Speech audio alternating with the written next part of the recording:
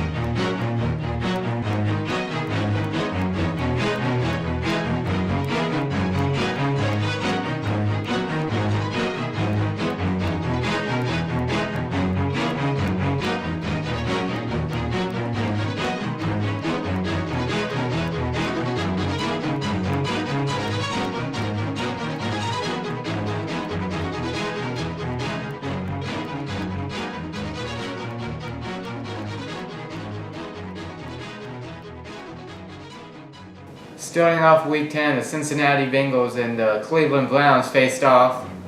Unfortunately, the Bengals lost, and they didn't just lose, they got crushed by the Browns. So eventually, some team's going to have to put the Browns in their place. No one's used to the Browns winning these many games. They got to slow down and realize they're the Browns. But something that at least stays of the norm is the Jacksonville Jaguars lost again to the Cowboys in London. They got killed by the Cowboys, and the Jaguars are again garbage. So at least that's normal. Also, another team that always loses, the Oakland Raiders got killed by the Denver Broncos. It was a good rebound for Peyton Manning after losing last week to Tom Brady. Peyton Manning threw 5 touchdowns, and eventually they pulled Peyton, which was stupid for fantasy owners like myself who wanted more points, but nonetheless I won. And also Peyton Manning won, and the Raiders lost, like usual. A team that was expected to lose, even by myself, was the New York Jets, but amazingly, they stopped Ben Roethlisberger, who before threw 12 touchdowns in 2 games, to only throwing 1 touchdown and 2 picks. So it's a good day for Jet fans, finally. I can't remember the last time I woke up on Monday not depressed, but this Monday I woke up with a smile on my face and the Jets win. Good job, New York.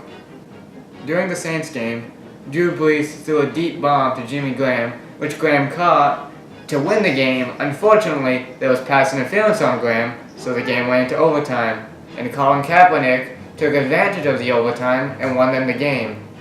Drew Brees ended up fumbling during overtime that got the 49ers an easy field goal range, which then won them the game. During the Lions and the Dolphins game, with only 30 seconds left, Matthew Stafford threw a touchdown pass to Riddick, which won them the game, sending Miami packing. I'm not sorry about that though. Unfortunately for Carson Palmer fans, and of course Arizona Cardinal fans, Palmer tore his ACL on Sunday's win against the St. Louis Rams, but don't worry, with that defense you guys have, you'll be just fine. You'll still win plenty of games and still easily do great in the playoffs. Go Cardinals. In other injury news, Palmer wasn't the only one having a season ending because of an injury. Brandon Mebane tore his Achilles and he is also out for the year. Well, in the Green Bay Packers game, Aaron Rodgers threw 6 touchdowns in the first quarter. 6 touchdowns in the first quarter. If they would have let him play the rest of the game, he probably would have broke the record and had 8 touchdowns, but they decided to let Rodgers rest, which is probably the best thing to do. Well, the Bears were just god-awful. And then the final game of the week was the Sanch versus Cam Newton. That's right, Mark Sanch is getting his first start since 2012, and he lit up the Panthers defense, throwing over 300 passing yards, and I think about 2 touchdowns.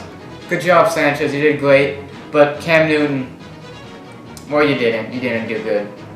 Ron Rivera thinks Cam did great, but apparently Ron Rivera is blind, or stupid, or both.